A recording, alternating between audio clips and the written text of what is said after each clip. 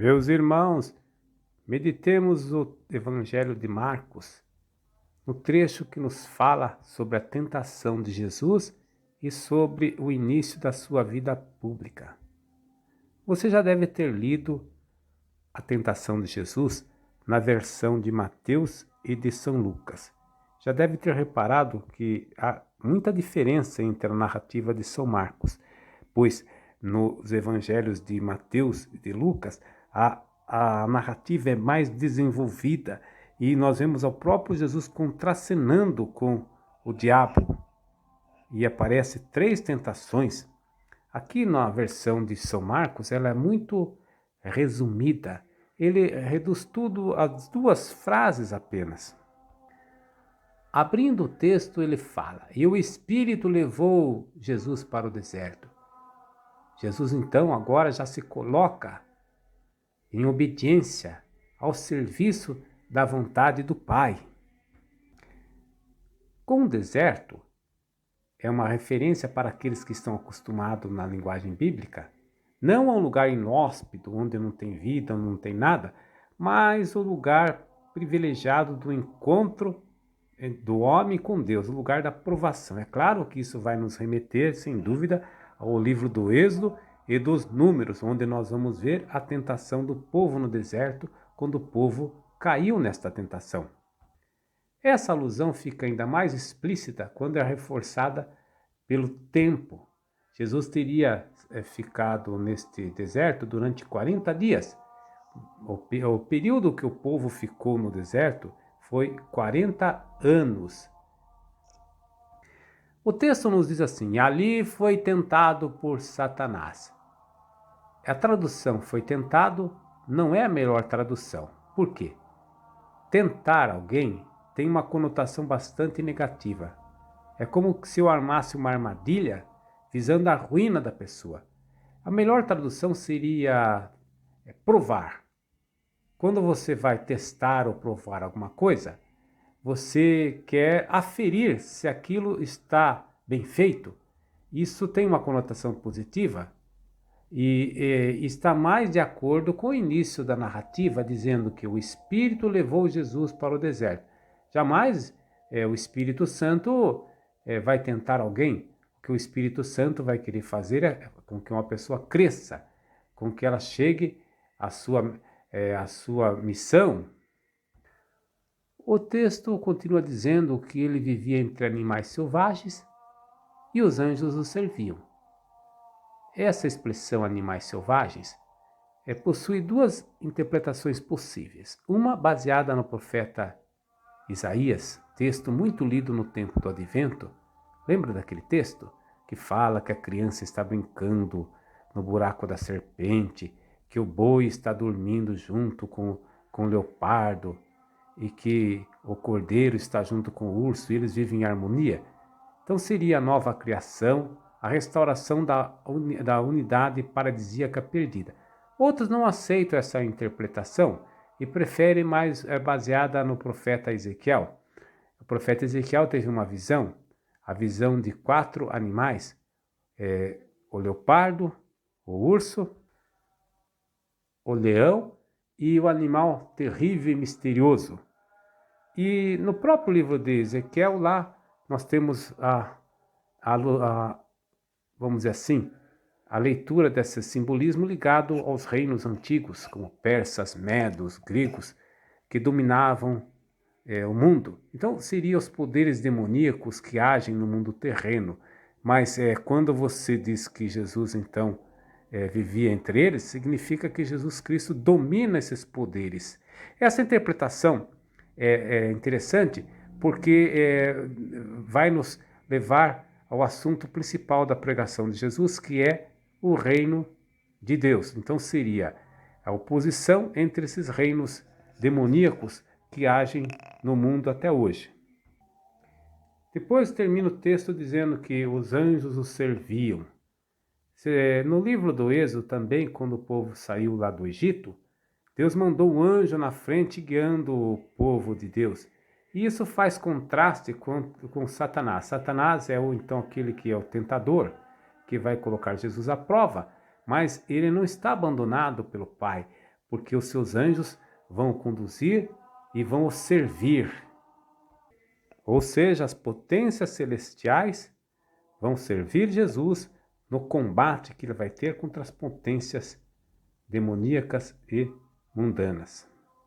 Não sei se você reparou que essa descrição bastante sintética, ela usa uma linguagem simbólica muito profunda. Cada palavra tem um alcance dentro da palavra de Deus bastante amplo.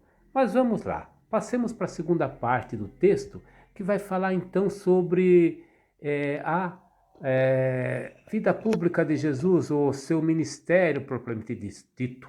O texto começa dizendo: depois que João Batista foi preso, não é assim que está escrito no grego. No grego não usa o verbo prender, usa o verbo trair, delatar.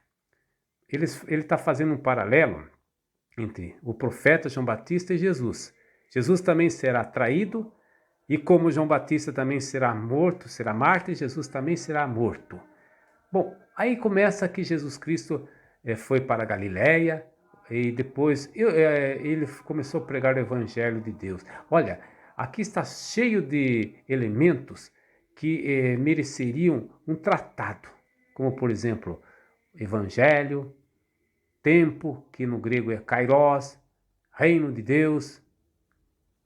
Mas eu não vou, por questão de tempo, me debruçar sobre nenhum deles, a não ser sobre este último, que Jesus diz assim: o reino de Deus está próximo, convertei-vos e crede no Evangelho. Eu vou refletir um pouquinho com vocês sobre o termo aí, convertei-vos.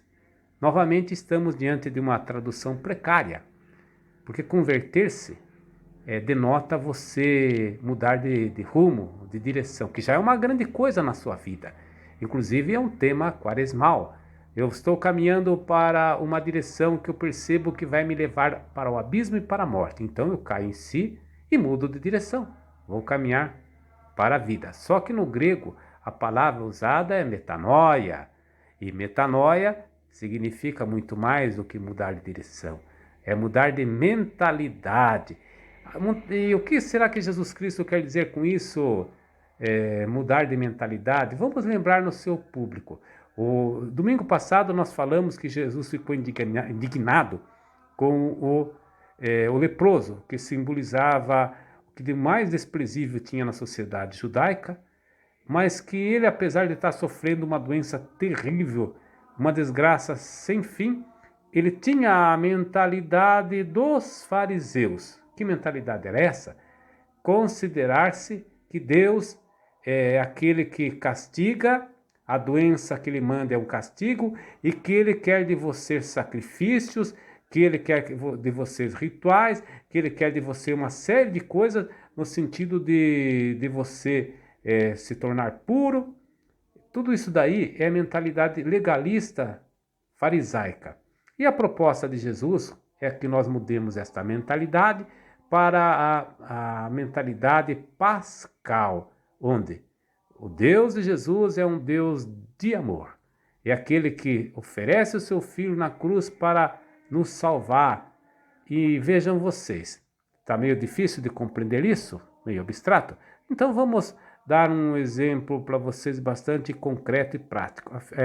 A personagem de São Paulo de Tarso. O que nós vemos em São Paulo de Tarso? Ele sofreu uma grande metanoia na vida dele. Sendo ele fariseu, ele era também desta seita, perseguidor de Jesus, mas aquele que também achava que o cumprimento das prescrições legais, dos rituais legais, e esses tabus alimentares, essas coisas todas, eram capazes de justificar o homem e levar o homem à salvação. E depois ele teve uma mudança, um encontro pessoal dele com Jesus, que ele percebeu que, na verdade, a salvação vinha unicamente de Jesus e do seu sacrifício na cruz. Aí sim ele mudou de mentalidade. Entenderam? E eu gostaria então de, vamos dizer, pensar um pouquinho nos dias atuais, porque vamos falar a verdade, nós não temos mais essa mentalidade legalista dos fariseus, mas temos uma coisa muito pior, que nós temos uma mentalidade hoje em dia da autossuficiência. Nós estamos buscando outras tábuas de salvação que não servem para nada, como por exemplo nós buscamos a ciência, a tecnologia, a indústria do entretenimento. Notaram? Tem muitas tábuas de salvação modernas. Todas elas funcionam como, vamos dizer assim, funcionam como anestesia. Elas acabam enganando o homem. O homem pensa que vai ter a salvação. Por exemplo, a ciência é incapaz de nos revelar a verdade. A verdade está em Jesus. A tecnologia pode dar um conforto, um bem-estar material para o homem, mas é incapaz de dar a vida eterna para o homem. E a indústria do entretenimento pode nos levar a prazeres efêmeros, passageiros, mas não à felicidade plena. Aí nós precisamos mudar essa mentalidade, que toda ela está baseada na autossuficiência humana, em pensar que o homem vai resolver todos os seus problemas, que o próprio homem com seu esforço vai chegar à salvação, e com humildade reconhecer não, que a salvação está no mistério pascal de Jesus Cristo. Só Jesus Cristo é capaz de conduzir o homem à verdade, à salvação, à vida eterna, ao prazer pleno. Para concluir, gostaria que nesta Quaresma todos nós experimentássemos em nossa vida uma metanoia, uma mudança de mentalidade. Amém.